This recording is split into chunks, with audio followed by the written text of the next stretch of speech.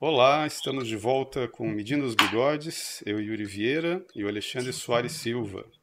Olá. Então, Alexandre, conforme eu comentei com você, né, a única ideia que eu tinha para conversar no episódio anterior era sobre Krishnamurti, mas eu só lembrei no final.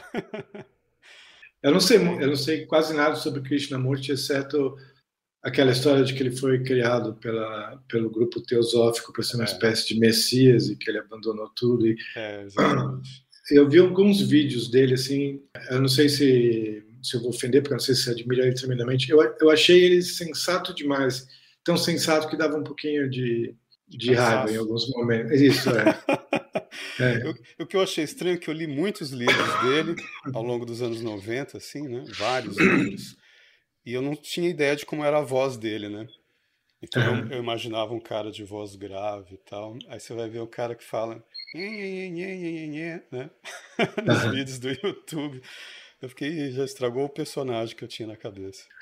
Mas primeiro eu vou comentar como que eu descobri esse cara e depois essa história que você comentou sobre os teosofistas, que são um bando de loucos, né?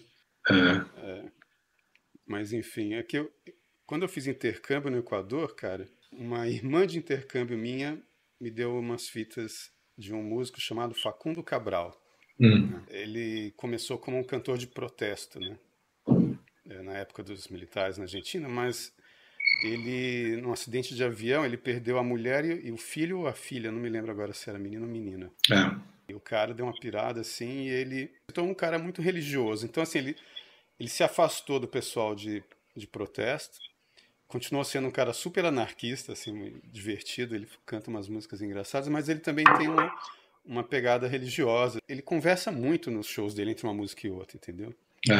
Então, ele, em determinados assuntos, ele se intromete e vai falando, aí de repente começa uma música e vai. E eu gosto muito dele. Ele morreu assassinado, cara, eu não sei se foi em 2016, que ele foi fazer um show, não sei se era Nicarágua ou Honduras, não lembro, um país aí da América Central. E quando ele saiu do show, o dono da casa de espetáculos onde ele estava se apresentando se ofereceu para dar uma carona para ele, entendeu? Pro hotel. Ele era argentino, né? E quando ele foi com esse cara no carro, esse cara tava com treta com alguma máfia local, entendeu?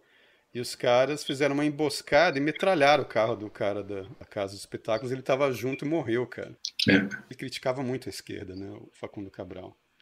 Aí uma das frases que ele falava desse pessoal que fica tentando fazer a revolução é uma frase do Krishnamurti que é assim, a revolução fundamental é revolucionar-se, que tem a ver com o que o Jordan Peterson fala, né? Você quer mudar o mundo, mas você nem arruma a sua própria cama. Claro. Então eu fiquei, quem é esse Krishnamurti, né? Fui atrás, eu comprei numa livraria em Quito, eu comprei esse livro aqui, né? Deve estar, para variar, até invertido. Eu tinha um livro na casa que eu cresci, meu pai tinha uma biblioteca bastante boa, e tinha um livro do Krishnamurti. Nossa, eu não estou conseguindo inverter, cara. Mas enfim. Que eu li cedo demais para. Esse aqui, se você lê quando você é moleque, assim, acho que você fica meio pirado, né? Esse aqui, na verdade, em espanhol é La Revolución Fundamental mesmo, mas em inglês, na verdade, são as palestras que ele fazia, né? Em inglês é Krishnamurti Talks, 1949, 1950. Tem gente que fala que é filósofo, ele não é um filósofo. Eu acho que a leitura dele é terapêutica, entendeu? Porque ele te coloca numa situação engraçada. Lembra um pouco umas coisas que o Olavo falava do Louis Lavelle, lá da presença do ser, né? O Krishnamurti, ele é bem escorregadio, você não consegue classificar ele muito e ao mesmo tempo ele te desafiava. Mas você quer me classificar por quê, né? Tentando resumir mais ou menos o que ele fazia. E eu tô falando isso porque esse cara me salvou do esquerdismo na universidade, entendeu?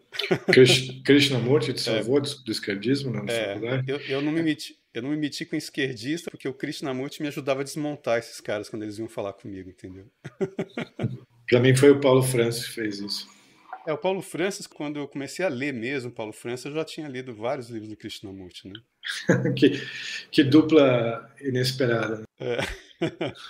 Porque o Krishnamurti, cara, é um cara assim que ele não cita ninguém, entendeu? Ele não é um cara que demonstra erudição, nada. Então, assim, ele parece o oposto do Paulo Francis nesse Sim, sentido, sim. né? Em vários sentidos, né? Com a história dele, né, o Krishnamurti? Ele era um garoto que estava brincando com o irmão dele numa praia na Índia. Aí tava o Charles Webster Leadbeater, né? Que era o companheiro lá, que andava junto com a Annie Annie Besant. Besant. Annie Besant, que inclusive o Fernando Pessoa traduzia livro dela, né? Eu tenho um livro de yoga que é a tradução do Fernando Pessoa, dessa Annie Besant, que é outra teosofista doida também, né? Sim, sim. E Era meio ligada à sociedade fabiana, não é? Havia uma ligação entre a sociedade teosófica. Eu acho que mais tarde, Esse Leadbeater, ele supostamente tinha uma percepção extrasensorial, né? Eu tenho um livro dele são pinturas até interessantes que ele fez de auras. Auras de pessoas, exatamente. auras elementais e formas de pensamento. Tem até um desenho de uma catedral durante uma missa vista do lado de fora e uma aura enorme. Não sei se aura é o termo, mas Acho que é a aura mesmo. Um facho de luz, como uma aura em volta da igreja na hora do coro, como na hora da missa a imagem que ele via supostamente alterava, né? Diz que ele estava na praia na Índia, viu o Krishnamurti brincando com o moleque e se espantou com a aura do Krishnamurti. Entendeu? Ele falou, eu nunca vi... É uma boa cantada para pedófilo na praia. Ele comentou com a NBC, eu nunca vi uma pessoa com uma aura tão grande, entendeu? E viu que estava com os pais, ele e a Annie Besant foram lá e se ofereceram para educar o moleque, entendeu? Aí os pais acharam tudo pago e ir para Inglaterra, né? E o Krishnamurti falou, só vou se meu irmão for junto, né? E eles bancaram ele e o irmão dele na Inglaterra. Aí com 20 e poucos anos, criaram aquela Ordem da Estrela do Oriente, né? Que o Krishnamurti fazia palestras para multidões. Parece que na Suíça um milionário lá assistiu uma palestra dele, pirou e deu uma mansão para ele, né? Para a Ordem, que juntava as pessoas à noite, assim, fazia monstros de fogueiras, tochas, né? Assim, milhares de pessoas para assistir a palestra do moleque, entendeu? Mas você vê que algum sentido, algum poder psíquico real, o Leadbeater ou Leadbeater, sei lá como é que se pronunciava. Parece que sim, mas é aquela história, né? Tinha, caras... porque não era um moleque qualquer que ele pegou na rua, não era não era, cara. Não era Alexandre Frota, criança que ele viu na praia, né?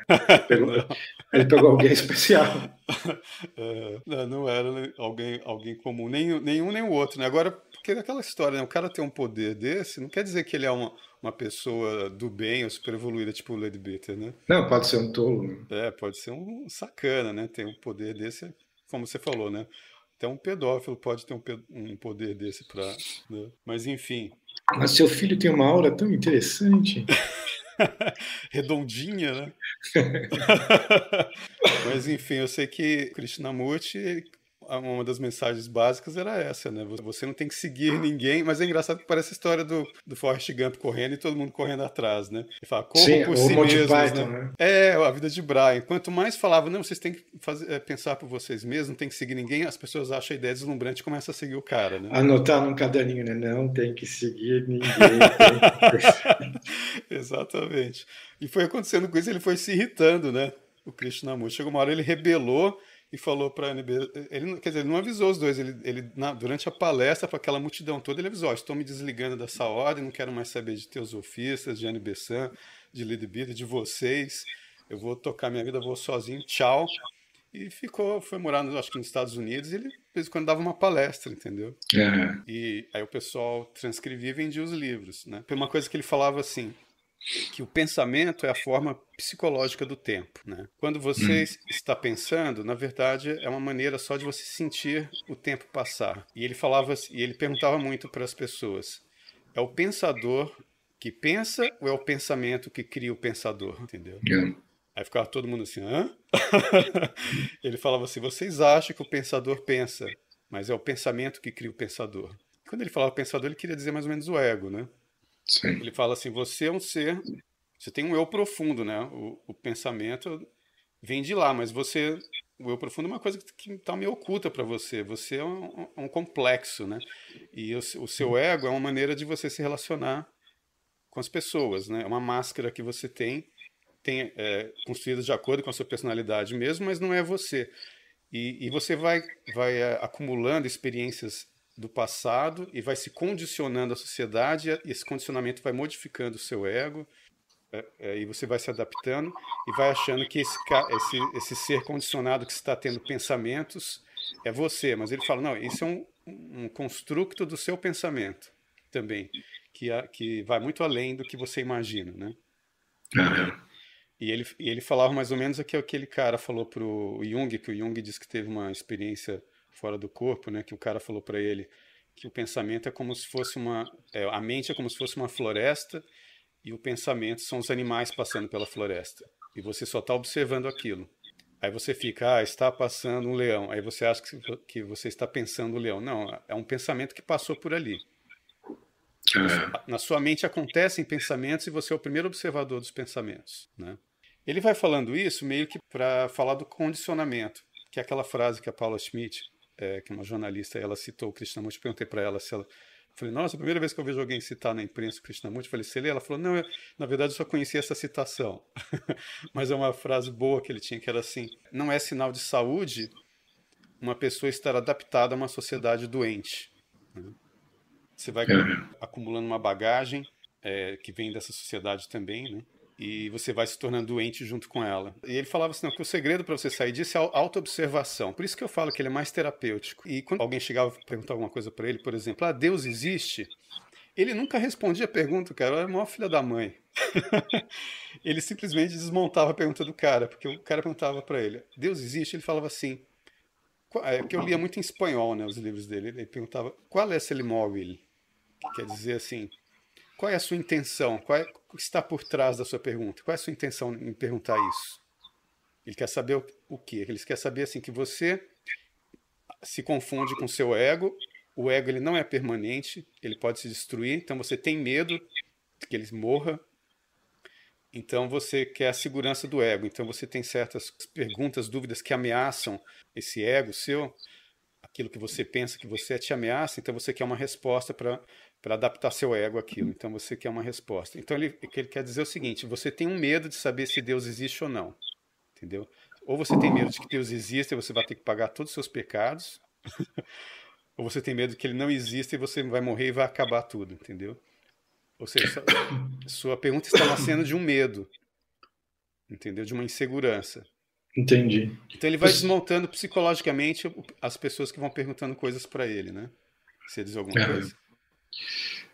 Eu ia perguntar, você acredita 100% nessa história de que a gente não é o nosso ego, que o ego, nós estamos por trás do ego, e você acredita 100% nisso? Não, eu acho que é o seguinte, eu acho que nós temos a nossa personalidade, junto com, digamos, uma dotação divina, isso é a sua alma, entendeu? Só que, assim, o que é o ego? O ego é uma coisa que realmente você pode ter, se for o caso, nesse sentido que o Krishnamurti fala, você pode ter 15 egos, um ego que eu uso no trabalho, o ego que eu uso na família, o ego que eu uso na padaria, não é? Se são máscaras, mas é sempre a sua personalidade que está criando essas máscaras. E a sua personalidade ela tem que sobreviver, né? Se matar a sua personalidade, você é o que? Igual o budismo fala, né? Então, porque eu sempre pergunto, o que é você amar uma pessoa? Você está amando a máscara da pessoa. Porque o que você vai amar que está por trás da máscara? Uhum. O que tem ali para ser amado? O que o Krishnamurti tem razão é quando a pessoa se confunde com esse teatro que ela faz com as pessoas por aí, entendeu? Por isso que é muito fácil você ver se alguém numa live, num vídeo desse, numa entrevista, é uma pessoa fake, assim, é uma pessoa que ela está interpretando um personagem ou se ela está sendo autêntica, entendeu? Sim, claro. Porque você percebe, né? A pessoa, ela fala, eu sou fulano de tal, que tem diplomas tais e tais, que fez curso não sei com quem, que escreveu livros tais. Aí fica todo posudo, né? Você vê que ela tá... Que é justamente o centro, as pessoas têm raiva do apanhador no campo de centeio, mas o problema principal do Holden Caulfield é perceber isso o tempo todo, né? Perceber a máscara grotesca que as pessoas usam o tempo todo, né? Uhum. Exatamente. Como diz o Fernando Pessoa, né? Aquele do Tabacaria, né? Quando quis tirar a máscara, ela já estava pegada à minha cara. Né? Mas ao mesmo tempo eu ouço, porque eu fui criado num lar espírita, né? Uhum. E os espíritos têm uma visão mais simples do que é a reencarnação. É a gente morre e a gente renasce. Eu, Alexandre Soares Silva, com as minhas personalidades e tendências. A personalidade pode ir mudando aos poucos ou de momento para momento, mas sou eu. Uhum. Mas depois você vai entrar em contato com perennialistas e Guénon e Evelyn, e esses todos ficam, e provavelmente as tradições orientais de fato falam isso, de que quando você morre não é isso que reencarna, isso desaparece, né? Isso vira, é isso que acontece com aquilo que você considera você, né?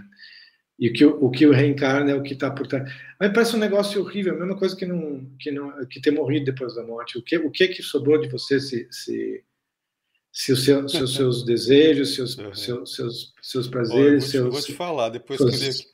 aquele livro Meditações sobre os Arcanos Maiores do Tarô, do Valentin Tomberg, né, que é o livro que tem Eu prefácio baixei, do... mas não li. É do Ratzenberg, não é?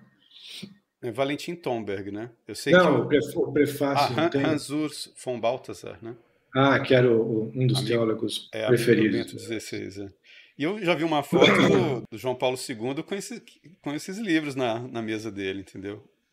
Meditações, porque o cara se converteu ao catolicismo, né, o Valentin Tomberg, né? E uma coisa que ele fala é o seguinte, né, a alta cúpula da igreja, eu achei isso tão doido, cara, porque você fala isso, o católico vai te dar uma porrada, né? Mas ele fala assim, a alta cúpula da igreja sabe que acontece, mas eles sabem que essa é a proposta de vida eterna do diabo. Ele fala assim que a vida eterna, você tem que sair fora e ir para o paraíso, para o purgatório ou o paraíso direto, entendeu? Esse negócio de voltar para cá é a proposta do diabo. Não, fica vivendo eternamente aqui. Entendeu? Então, assim, eu não sei, entendeu? É o que o cara fala, mas eu prefiro sair fora daqui, não quero voltar na Terra mais não, cara, tá louco, desse jeito não. Você viu que tem gente nesses vídeos de depoimento de experiência de quase morte que falam que mostraram outras vidas anteriores para ela, né? Você viu alguns Sim, desses? sim, vários. Então, por exemplo, o livro de Durante é muito estranho também, né? Eu até hoje eu não sei exatamente que diabo é aquilo. Mas enfim, ele fala o seguinte, que a personalidade, que é você, que é o que tem potencial de sobreviver à morte, contanto que ela aceite o convite de Deus, a vida eterna, o convite de Jesus Cristo, né? Mas você, por ser um ser autoconsciente, você recebe uma dotação divina também, que eles chamam de ajustador de pensamento ou monitor residente, que é como se fosse uma centelha divina. Mas digamos que o seu objetivo digamos assim, se aproximar cada vez mais de Deus, que um dia, depois da sua morte, sua personalidade vai se fundir com esse fragmento de Deus e você vai ser uma coisa só, entendeu? Aí ele diz que as pessoas que não aceitam o convite para participar da vida eterna, elas se extinguem depois da morte. E toda a experiência de vida dela fica registrada nessa centelha divina, que quando um outro bebê nasce, centelha divina, então vai habitar esse bebê. Então, assim, quem teve outras vidas não foi você, foi alguém que aquela centelha divina já habitou, entendeu? Alguém que fracassou, que não aceitou a vida eterna. Então, esse pessoal que fala assim, já tive tantas vidas, eu vi minhas vidas. Ela está vendo as vidas anteriores do fragmento de Deus que habita ela, entendeu? Ela está vivendo pela primeira vez. E ela pode se fundir um dia com essa centelha divina, até aproveitar a experiência de vida de outras pessoas que morreram e não quiseram ter a vida eterna. Esse é um conceito estranho, né, do livro de Durante. Não sei, me parece uma explicação complicada demais para ser a realidade. É muito estranho, mas enfim, mas esse negócio de reencarnação para mim é da margem aquele livro, né, do Mário Prata, né, Minhas Vidas Passadas ali, quando ele foi a empregada da Cleópatra. Mas você sabe, eu vejo as pessoas fazerem essa crítica. Eu não estou defendendo o espiritismo, tá? Eu não sou propriamente um espírita. Algumas coisas sobraram do que eu acreditava, mas eu vejo as pessoas sempre criticarem isso, né? Todo mundo era Cleópatra, o rei, não sei o que, não sei o que.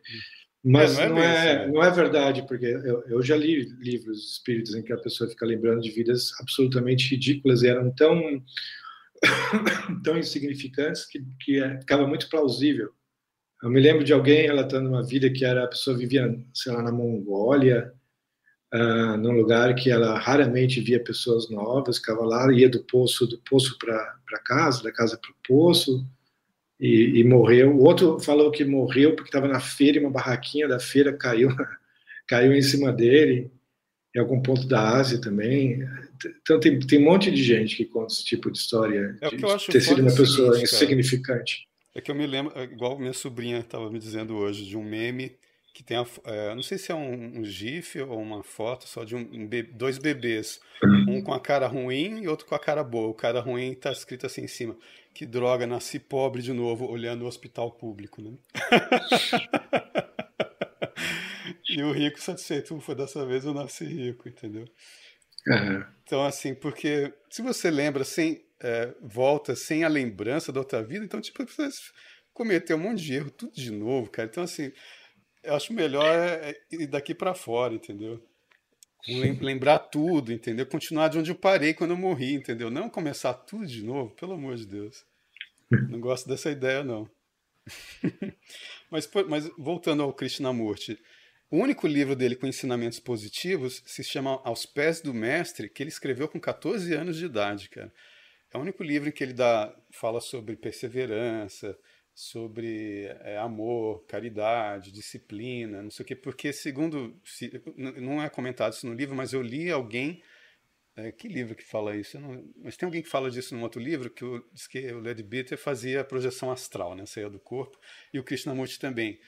Porque apareceu um cara pro Leadbeater e falou assim, ó, eu quero ensinar umas coisas pro Krishnamurti. O cara apareceu fora do corpo. E aí o É. Leadbeater levava o Krishnamurti até esse cara, que é um tal de mestre Kutumi. E aí o Leadbeater todo entusiasmado, eu quero ouvir também. O Kutumi virava pra ele, agora você pode ir embora.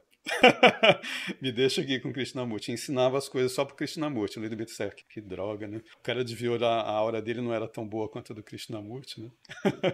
Ensinava Daria, só o pensando bem, Krishnamurti. daria um bom filme, né? Um bom romance, a vida na sociedade teosófica, que devia ter muita coisa, muita maluquice, muitas Nossa, peculiaridades interessantes. principalmente com os rachas que rolava, né, as cisões, assim, que cada um tinha um tipo muito diferente, né? Tem aquele cara como chama? Putz, esqueci o nome dele agora.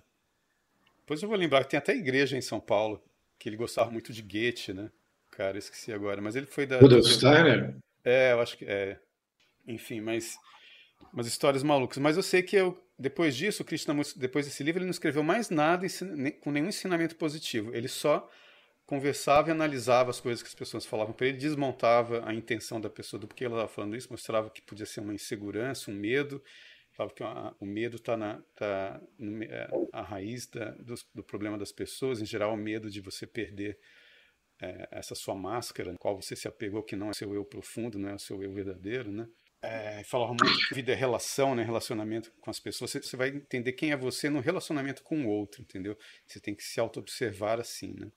Eu estou longe de ter certeza do que eu vou dizer, mas toda, toda essa teoria de que você não é os seus pensamentos, e você não é essa máscara e tal, não pode ser um estado mórbido, patológico Pode ser. de... É por isso que eu comentei com o Olavo naquele podcast, nossa, mas o Krishnamurti, não sei o quê, aí ele falou assim, o Krishnamurti, os ensinamentos dele são dissolventes. Eu tô falando que é terapêutico por causa disso. Antes de você dar um livro de conservadorismo para um esquerdista, você tem que dar um do Krishnamurti. Porque ele dissolve tudo, né? Chega uma hora que você... Tanto que tem uma conversa do Krishnamurti com um cientista, chega uma hora que o cientista joga a toalha e fala assim, mas então eu vou fazer o quê, David? Vou ficar aqui parado igual uma planta? Entendeu? Porque eu sou um cientista, né? Eu tenho que estudar as coisas. Aí o Krishnamurti virou para ele, eles estavam conversando em inglês, falou assim: J'adore la science. Senão, eu adoro a ciência, né? O Krishnamurti falou: não é isso que eu estou querendo dizer. Você vê que é terapêutico mesmo a conversa com ele. Não é que ele quer destruir todos os livros, os pensamentos, os filósofos. Ele não é a filosofia que ele está fazendo. Ele está querendo deixar a pessoa, você percebe que ele quer deixar a pessoa diante da presença do ser. Entendeu? Que ele chega uma hora que ele fala assim: você só vai entender o que é a verdade a verdade do ser quando você estiver no agora, sem usar toda essa sua bagagem que você traz do passado de conhecimentos como filtro. Quando você olhar as coisas como elas são, o que é, como ele falava, né? Olhar o que é, né? era uma meditação praticamente, só que pela autoobservação. Tanto que depois dele eu comecei a ler Zen budismo, né? Eu li essas coisas, eu li o livro do Daisetsu Teitaro Suzuki, né? Que diz que até o Heidegger leu o livro dele e falou assim, nossa, mas era isso que eu estava querendo dizer, mas aí o pessoal continuou lendo Heidegger e não entendendo nada, né? Eles se conheceram, né? Parece, eles se visitaram. O Suzuki e o Heidegger? Eu não sabia, não. Porque se é verdade que era aquilo que ele queria dizer, o Heidegger, então ele não soube dizer, porque o Suzuki você dá para entender melhor, mas o Krishnamurti também dizia, mas por que vocês me perguntavam para ele, mas você está falando não é a mesma coisa em budismo? Ele falava, mas para que você me compara? Você não percebe que você está trazendo uma bagagem do passado, tudo que você leu sobre Zen budismo está comparando com o que eu estou falando e não está aqui agora comigo compreendendo os problemas? Que ele falava assim, né? Pensar no problema é fugir do problema. Ele falava assim, se você tem um problema que você quer resolver, se você ficar analisando, você está fugindo, você não está compreendendo a situação. Então, assim, é muito louco. Eu lembro de conversar isso com a Hilda Hilst, ela falava assim, o Krishnamurti era muito doido, eu tentava ler, não entendia nada, e às vezes eu acho que ele parecia até com aquele meu conto K2, mas eu li o conto K2, daí ele falou, não, Hilda, não parece não, porque o K2 é muito louco. No outro sentido, o cara tá pirado mesmo. Tem uns momentos em que eu aceito tudo isso que você está falando, mas tem uns momentos que eu me revolto contra tudo isso. Falo, não, é tudo isso é neurótico, é neurótico isso, tudo isso. Ele tem que ser mais simples. Eu sou essa pessoa que está pensando. Mas é que tá. Eu sou essa pessoa que está pensando e eu sou isso. Sim. Eu sou essa pessoa onde os pensamentos estão acontecendo. Mas porque era isso que ele quer dizer. Porque esse negócio de... Tem gente que fala assim, dominar o pensamento. Você não consegue, cara. Quando você já fez meditação alguma vez... eu não posso pensar. Aí você fica pensando, eu não posso pensar. Agora, esse é o último pensamento, agora eu vou parar. Eu vou contar até 10 e vou parar de pensar. Não para, cara. Por quê? Porque você está tentando parar de pensar e você não tem controle disso. Uma coisa que eu acho sobre a minha mente é que às vezes eu tento meditar e ok, vamos lá. E daí começam a aparecer flashes de imagens completamente... Popeye, aparece uma imagem do Popeye do nada. E depois aparece, sei lá, uma imagem igualmente aleatória, um pensamento aleatório. Mas longe de ficar com raiva, eu começo a ter um carinho pela minha mente, porque ela está me entretendo. Exatamente. Ela está me mostrando figurinhas. Não sei por que ela está mostrando essas figurinhas, mas ela está me entretendo. Tipo, olha assim, para quem escreve, escritor, para quem é artista, esse negócio de você dar uma meditada de vez em quando é bom, porque, como diz o cara lá, né, a arte é expressão de impressões. Você tem que saber com o que te marcou. E se você está muito perdido nesse mundo de distrações, você não tem tempo de parar e olhar o que está te marcando mesmo. Uma vez eu comentei isso com você, expressão de impressões, você falou assim, não, mas às vezes eu escrevo baseado em alguma coisa que eu li. Então, mas alguma coisa que você leu que te causou uma impressão, entendeu? Sim, claro. Né? Como o Jorge Luiz Borges, ele escrevia muitos textos a partir de outros textos, né? Certos textos impressionavam ele, inclusive o Facundo Cabral, esse músico, ele citava muito o Jorge Luiz Borges, e às vezes ele gostava muito do Jorge Luiz Borges, mas zoava um pouco ele também. Tinha uma frase dele, um caso que ele falava assim, Jorge Luiz Borges veio pela Praça de Maio, cruzou com a mulher e foi para a biblioteca, né? Eu saí da biblioteca e encontrei a mulher. Aí ele fala assim, quer dizer que eu escrevi pouco, mas me diverti bastante. Que ele foi o contrário do Jorge Luiz Borges. Dizem que o Borges, antes de morrer, falou assim, o único pecado que eu cometi é que eu não fui feliz, né? Ele falou isso, que ele decepcionou os pais dele. Não é bem isso, ele se expressa melhor do que isso, mas... Isso sempre me ficou na cabeça, o quanto você ser infeliz é, no fundo, uma decepção para os pais, porque o sonho que os pais tiveram quando tiveram você, né? Porque ninguém tem um filho imaginando que ele não vai ser feliz, né?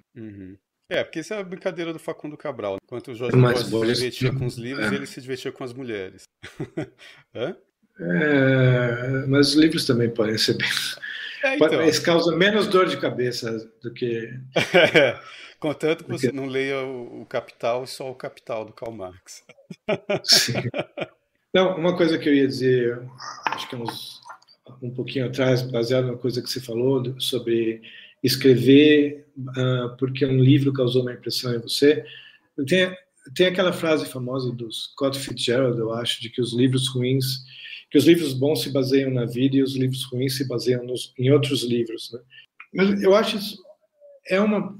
Talvez haja uma tendência para que isso seja verdade, mas ela não é necessariamente verdade, porque um livro é uma coisa que aconteceu na sua vida, né? O Harold Bloom não concordaria com isso. Não sei se você leu aquele livro dele. Eu li o Câmara Ocidental. Que tem a teoria do Ou agão Angústia dele. Diz que todo escritor sempre está lutando com uma influência anterior, ou seja, contra alguns livros que ele leu de algum cara que ele admirava, né? Sim. Aliás, sempre que se fala porque escritores têm a mania de falar que prêmios são bobagens, porque ninguém é melhor do que ninguém está competindo, literatura não é uma competição. Uhum. E o Harold Bloom, e acho que era Longinos, e a mentalidade dos antigos era assim: a literatura é uma competição, né? Uhum. Você está competindo contra os gregos competiam contra os próprios contemporâneos e competiam contra os ancestrais também. A gente faz isso. Mas eu acho que a única maneira de você conseguir ficar numa boa colocação é quando você esquece os contemporâneos e compete com os grandes do passado, entendeu? Ah, sim, porque se ficar competindo com os contemporâneos, você só vai escrever metade do que você poderia escrever, né? Eu, pelo menos, acho que é o único jeito de conseguir ir um pouco mais longe. Porque faz sentido o que o Harold Bloom fala nesse livro, né? Faz. Só para fechar essa história do Krishnamurti, por causa dessa maneira dele de dialogar, de querer descobrir a intenção da pergunta dos caras, quando vinha esse pessoal fazer militância em cima de mim na faculdade, eu sempre ficava assim com os caras: tá, mas por que você tá me dizendo isso? Nossa, cara, deixava os caras assim meio desconcertados, eles paravam de me catequizar. Entendeu? Só que isso pode funcionar para qualquer coisa, inclusive para alguém que vem alguém falar: ah, você não quer ser salvo por Jesus? O cara pode usar isso também, entendeu? Isso é um problema. Por isso que o Olavo fala, ele é dissolvente, mas ele é terapêutico no sentido de conseguir essa autoobservação para você saber o que realmente está acontecendo com você. Sim. Lembrei de um filme, cara, que eu assisti que chama Jesus Revolution. É desse ano agora, você viu? Não, nem sei o que é. É um movimento cristão que aconteceu nos Estados Unidos no final dos anos 60, começo dos anos 70, que começou com hippies, cara. Hippies cristãos. Aí fizeram esse filme, agora o filme é legal. Eu confesso que a minha atitude com hippies é a mesma do Tarantino, Não Era Uma Vez em Hollywood. Então, mas é por isso que é interessante. Porque essa reação é a mesma do pastor do filme, que tinha uma filha que deu carona para esse hippie que acreditava em Jesus, e ela levou esse hippie para conhecer o pai dela, que era um pastor careta numa igreja quase vazia, né? E é a história real, né? Porque aconteceu. É interessante você ver que esse pessoal que era meio contra a cultura, de repente eles voltaram para o cristianismo. E esse cara que era hippie, ele chegava no pessoal que estava drogado, entendeu? Não, tem uma coisa muito melhor para você. Para com isso. Não é meio bola de neve lá? Eu não conheço muito sobre bola de neve, mas não é meio isso a bola de neve? Como assim bola de neve? Sabe, não é a igreja bola de neve que é o nome daquele negócio? Não sei, cara. Não sei se aquela igreja de surfistas. Será que é esse? Eu não me lembro desse nome agora. Começou na praia mesmo, né? O púlpito é uma prancha de surf, sabe? Eu não sei. Mas esse filme é interessante. Eu vou ver. Mas outra pessoa que também tem a mesma atitude com relação a hippies que eu é o Cartman do South Park. É isso que eu penso dos hippies. Ela tem algo... O único hippie simpático da história da ficção é o Dude, do Lebowski, né? Fora isso... Eu não sei qual dos Beatles que comenta que uma vez ele estava não sei aonde, chegaram, mas os caras eram fedidos. Tipo, os caras amavam os Beatles, e os Beatles, que cara fedido. Fica naquela, né, cara? Aquela vida de artesanato, morando na rua, dormindo na esteira. Como aquela garota do Era Uma Vez em Hollywood que a gente acha bonita, porque a tela não solta cheiro, né? Mas, cara, eu não gosto desses filmes recentes do Tarantino, não. Dos recentes, dos últimos 20 anos. Eu só não gosto do Django e do o Hateful Eight. Fora isso, eu gosto de todos. Esses dois eu não gosto. Porque esses filmes, tipo esse como chama lá do... Era Uma Vez em Hollywood. Charles Manson, né? Tem a história do Charles Manson e aquele outro dos nazistas. Me dá uma impressão, assim, de uma... vamos reescrever a história do jeito que a gente gostaria que tinha acontecido. Mas é isso, né? Só que sem um senso de humor, entendeu? Não é engraçado. Eu discordo. Eu não acho engraçado assim. Eu acho bem engraçado. Mesmo aquele dos nazis, eu não acho aquele engraçado. Eu acho tão... Não, eu acho. Tem vários momentos. Ele entra numa sala de nazistas com lança-chamas e pergunta: alguém aqui pediu chucrute? Não, como é que ele pergunta? É, chucrute, sei lá. Alguém aqui pediu chucrute e começa a queimar todos os nazistas. Eu não sei, porque, por exemplo, o Pulp Fiction ri tanto naquele filme, eu pirei a cabeça quando assisti a primeira vez, nos anos 90 mesmo, no cinema. Achei ótimo, mas aí desses outros filmes dele nunca mais dei risada, nunca mais achei. A impressão que ele disse que ficou uns 3 ou 4 anos só viajando, conversando com as pessoas, porque ficou famoso, né, com Pulp Fiction, viajando com pessoas famosas, conversando e fumando maconha. Eu falei, Aí eu falei, a maconha custou caro, então, porque eu não gostei mais de nenhum filme dele, cara. Mas eu gosto muito da rotina de trabalho dele, porque ele disse que deve ter uma mansão gigantesca, né? Imagino. Ele fica na piscina dele, daí ele fica pensando em que música seria legal de colocar numa cena. Ele ouve a música perfeita, daí ele levanta da piscina, daí vai, escreve uma cena, uma metade de uma cena, daí volta para a piscina, bebe um drink, daí quando tem uma outra ideia, levanta da piscina, escreve. Parece a rotina perfeita. E tu sem contar esse método de primeiro escolher a música, né? É uma maneira dele ter uma impressão, né, de alguma coisa. Para mim nunca ia funcionar porque eu ia escolher a música, daí ninguém ia ter dinheiro para comprar os direitos da música e ia ser um erro. Exatamente. Fazer filme no Brasil é complicado. Quando surgiram as câmeras digitais, aquele pessoal do Dogma 95, estamos livres, agora vai ser barato. E, cara, continua a mesma coisa. Você falou sobre um livro de direção que você queria falar a respeito? Na UNB, quando eu estava fazendo o curso de Nossa Pereira dos Santos, eu tinha um xerox desse livro aqui, né? Você vai aparecer ele invertido de novo e eu não estou conseguindo inverter a câmera. Fala o título porque eu não estou conseguindo ver. É só a direção cinematográfica. Terence St. John Marner. Esse livro é muito bom para direção, porque é super prático, né? Ele coloca você ensinando os planos mesmo, entendeu? Como fazer os... Porque é muito simples. Isso é um negócio que é uma coisa que eu sempre quis entender. E quando eu vejo um filme, eu nunca penso muito em como ela foi dirigida. Esse é o problema de você fazer um curso e depois dirigir, o tanto que você presta atenção que às vezes até atrapalha. Hoje eu considero o filme só muito bom quando eu esqueço de fazer isso. O filme me pega tanto que eu paro de prestar atenção na direção dele, entendeu? Eu falei, nossa, esse filme foi bom. Eu nem reparei como que o cara fez aquela cena tal, campo contra campo, se teve câmera na mão, steadicam, se não era, se tinha plano sequência muito grande, se não tinha. Mas quando o filme, às vezes, tem filme que é só assim uma exibição técnica, tipo aquele do soldado lá, que tem um plano sequência de começo ao fim, né? Você fica pirando naquilo que quem não está acostumado nem percebe, né? Eu vi, aliás, por falar em Tarantino, eu vi o Tarantino falando mal desse filme por causa disso. Mas ele estava dizendo, se você vai fazer um filme que é inteiro um plano sequência, então faz um filme que seja inteiro um plano sequência, porque o filme não é, né? Ele vai dar umas, dá umas roubadas no jogo. Você faz uma fakeada, como dizem, né? Você da parte... É como se fosse o filme do Hitchcock, A Corda, né? Também faz, mas... A corda, assim, né? The Rope, né? A corda. Não é de acordar, não é The Rope. Mas como que é? Festim diabólico, né?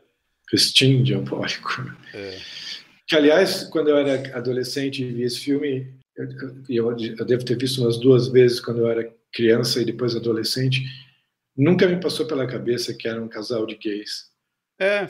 Como que o cara e eu não sei se as pessoas da época, quando viam o filme, entendiam, se todo mundo entendia que era um casal de gays. E, evidentemente, um casal de gays.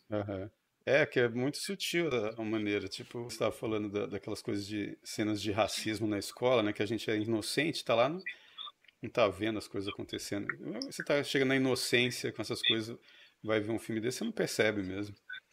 Aliás, as pessoas, isso é um projeto que eu tenho, que eu acho que as pessoas de hoje em dia sempre acham que os filmes de antigamente, quer dizer, filmes dos anos 50 para trás, as pessoas acham que esses filmes eram muito ingênuos, né?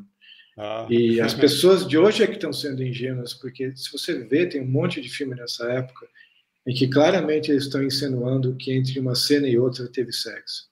Sim, e tem uma coisa... E as pessoas de hoje em dia vêm e passa batido por elas. E se eu não me engano, não sei se é antes de 1933 ou 35, que eles fizeram um código, né? O Código Reis. Para o pessoal seguir para evitar... Tava começando a rolar muita... Tipo o filme dos anos 60, 70. Depois o negócio caiu, né? Mas até se pegar filme de 1930, 1928, 29, já tinha gente pelada, tinha um monte de coisa. Né? Tinha no frontal, né? É. Eu vi um filme como ele chama? Do Murnau, né? Diretor alemão. Ele fez um filme no Tahiti. É. Ele foi lá e aí mostra as nativas todas seios de fora, aquela coisa toda. O filme é mudo, entendeu? Ele fez o filme no ano que inventaram o cinema falado. Quando foi lançado, o pessoal já não queria lançar o filme dele, ficou, putz, que saco, né? Aí teve que arranjar alguém para fazer uma trilha sonora boa, e aí lançou o filme. Mas o filme é muito legal.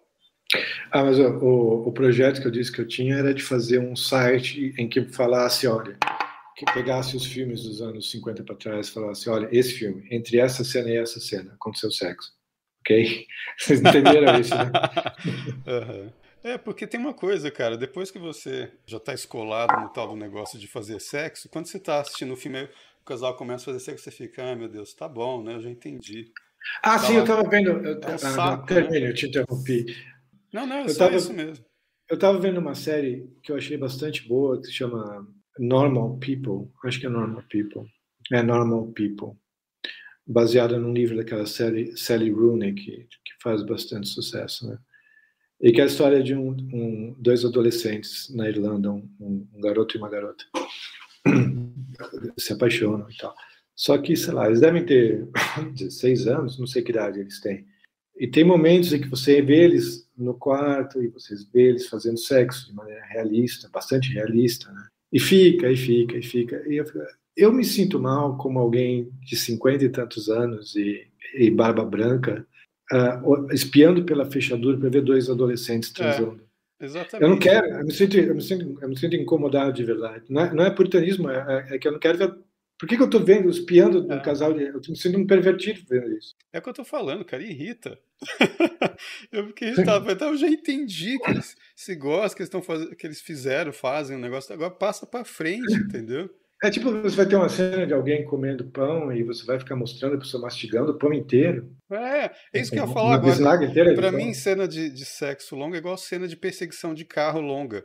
Porque eu acho que eu sou meio teatro grego, porque drama, ação, quer dizer a tomada de decisões pelo diálogo. Ali você está dialogando, acontece alguma coisa, você toma uma decisão.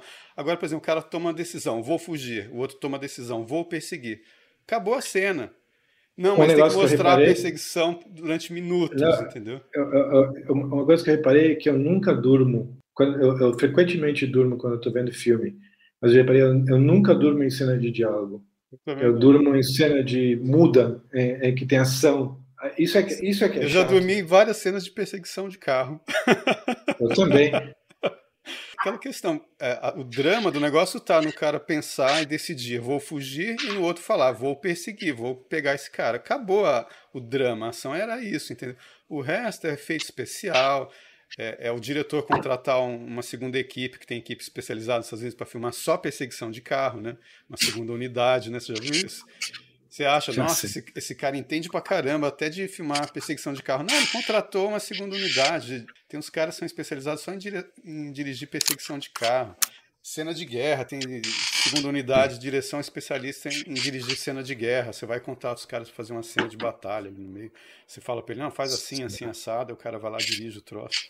O drama mesmo são aquelas partes em que rola o conflito entre o personagem e eles tomam decisões. Ali tá o drama, né, da coisa. Agora ficar estendendo a coisa assim. Mas é engraçado que tem pessoas que se sentem diferente, né? Porque tem pessoas que se entediam durante os diálogos, né? É só gente falando. É. Né? Nada acontece, é só gente falando. Tem pessoas que têm essa reação, né? Eu sei que são pessoas no nível infantil de Mas apreciação isso eu das achei coisas. Né? interessante no Pulp Fiction. Ele põe aqueles diálogos enormes que são só os caras falando, mas umas coisas bizonhas, assim, umas coisas nada a ver com a ação. E de repente eles tomam a decisão, entendeu? No finalzinho daquela conversa enorme, biruta, os caras tomam uma decisão qualquer. Tipo, os dois traficantes lá, que eles são os capangas indo buscar o dinheiro, ou sei lá o que, na casa dos caras, né? Buscar a maleta e É, conversando sobre como chama o McDonald's na França, como é o nome e do Big massagem nos Mac. pés. De massagem. Aquela conversa nada a ver e você não sabe quem são os caras que eles fazem. Chega lá, aí começa o conflito, rola um puta drama, né? Eles têm que tomar a decisão e o outro decidem atirar nos dois, eles decidem atirar nos caras, entendeu? No final de um diálogo que não tinha nada a ver com aquela... Então ele meio que quebrou um pouco esse E padrão, depois né? um monte de gente passou a imitar isso, né? Cada vez que você vê dois gangsters indo matar alguém, eles têm que estar conversando sobre coisas diferentes. Que não tem mais a surpresa, você já sabe que os caras são... Porque nesse filme dele você nem sabia que os caras eram, né? Agora não, agora você já sabe. Você vai introduzindo o assunto da violência, porque a história que eles contam do cara que jogou o outro pela janela por causa da massagem nos pés e tal, né? Uhum. Você está introduzindo o assunto da violência, né? Mas eles parecem ser dois caras tão legais que jamais cometeriam uma violência, né? Parecem ser duas pessoas comuns, que é o que as pessoas não entendem, que é outra coisa que o Krishnamurti fala, né? O Krishnamurti fala isso também. A verdade é que sois todos violentos. Quando alguém pergunta para ele, como é que vai acabar a violência no mundo? Quando é que virá a paz? Enquanto vocês não aceitarem a realidade, a verdade, que sois todos violentos, vocês não vão parar, entendeu? Que é o que o Jordan Peterson fala, né? Todos têm a sua sombra, né? Ele usa a questão dos arquétipos junguianos, né? Se você não aceita o seu lado violento e você não aceita comandá-lo, você se deixa dominar pela sua sombra, você pode fazer um monte de merda por aí, entendeu? Sem você desconfiar que um dia faria. E ele, inclusive, fala que a sua sombra, esse seu lado violento, o Jordan Peterson, né? É importante. Você tem que usar a sua força ali, o seu, né? Que vem um pouco da sua sombra. Eu vi hoje uma thread no Twitter que falava sobre isso, o elogio que C.S. Lewis fez aos cavaleiros medievais, cavaleiros andantes, né? Que eles eram criaturas ensinadas a serem ao mesmo tempo violentas e gentis, violentas e doces, né? Selvagens e corteses ao mesmo tempo, e mansos e selvagens ao mesmo tempo. E que é muito difícil você ter as duas coisas ao mesmo tempo, ou a sua tendência a ser uma coisa ou outra, né? Quando Lancelot morre na morte de Arthur, do Sir Thomas Malory, ele é elogiado como sendo ele era o mais violento e o mais cortês, o mais gentil, o mais manso. Que é como aquele poeta japonês lá dos haikai, o haiku mesmo. Haikai é a invenção brasileira, né? É para não falar haiku, né? Haiku, né? Parece que é um nazismo anal, né? Pois é, mas ele era um monge budista. Melhor, ele foi um samurai antes de ser um monge, né? Um poeta, né? Ou seja, ele tinha esses dois lados bem cultivados e controlados, né? Você não está falando do Musashi, por acaso? Não, Matsubasho, né? Eu não sei, isso era uma tradição antiga no Oriente, né? Você ter que ter quando eu fazia Kung Fu, eles falavam muito você seguir as artes femininas e seguir uma arte masculina e uma arte feminina. E por feminina eles queriam dizer uma arte sensível, né? Esse sentido oriental de feminino no sentido de sensibilidade e delicadeza. E uma arte masculina que seria o próprio Kung Fu. Tipo um Yin e Yang, né, no caso, talvez. Porque você vê aquele filme Os Sete Samurais do Kurosawa, tem nesse canal Cine Antiqua também, pra quem não viu, tá lá o filme. Você vê o cara indo recrutar outros samurais para defender o povoado lá. É imitado por aquele filme depois lá dos Sete Homens no Destino, né? Sim. Mas você vê que os caras, o chefe lá dos samurais é um cara super gentil, um cara bacana. Um dos primeiros que ele arranja para trabalhar com ele também são caras assim também, cavalheiros, entendeu? São gentlemen. Sim. É até que aparece o Toshiro Mifune, né? Aquele mó maluco. Eu preciso rever, faz tempo que eu não vejo certinho. Que o Toshiro Mifune, assim, a sombra dele tá descontrolada ainda e eles resolvem dar uma chance para ele. Tipo, esse cara ainda não tá com o lado selvagem dele dominado, o lado violento dele não está dominado. Mas como ele tem um bom coração e tá tão bem intencionado, vamos dar uma chance para ele ir com a gente, assim, no final das contas. Mas é o maior maluco, né? Vamos fazer uma mistura desse filme com o Nelson Rodrigues, Os Sete Samurais e os Sete Gatinhos. Nossa, cara, eu li isso há muito tempo. Como seria esse paralelo? Não tenho ideia. É só pelo título. Cara, o Nelson Rodrigues é uma figura muito estranha, né? Que o cara, como ele diz, eu sou um reacionário, reajo contra tudo que não presta, mas ele só escrevia sobre o que ele achava que não presta, né? Mas eu tenho que confessar que eu não morro de amores pelas peças dele.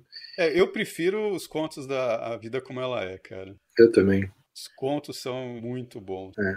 É porque se você vai ler sobre traição e sordidez e tudo isso, é melhor que seja curto, pelo menos. É, exatamente. E a linguagem dele, né, cara, muito Ah, sim, sim. dinâmica. Tem partes que são quase taquigráficas ali no diálogo. E tem umas expressões idiomáticas, assim, umas gírias, assim, que me lembra muito o lado da minha família do Rio de Janeiro, né, que é batata, né, aquele negócio de batata. Já não se fala É muito isso, né? batata. Ele adora falar de Calma, batata. calma que o petróleo é nosso. E uma coisa engraçada que eu sentia muito nos contos dele, quando eu via meus tios no Rio de Janeiro, é a mania, assim, que o casal tem do marido chama a mulher de minha filha e a mulher chama o marido de meu filho, né? Nos livros dele, os namorados, os casais, todos chamam assim, cara, nesses contos dele. É.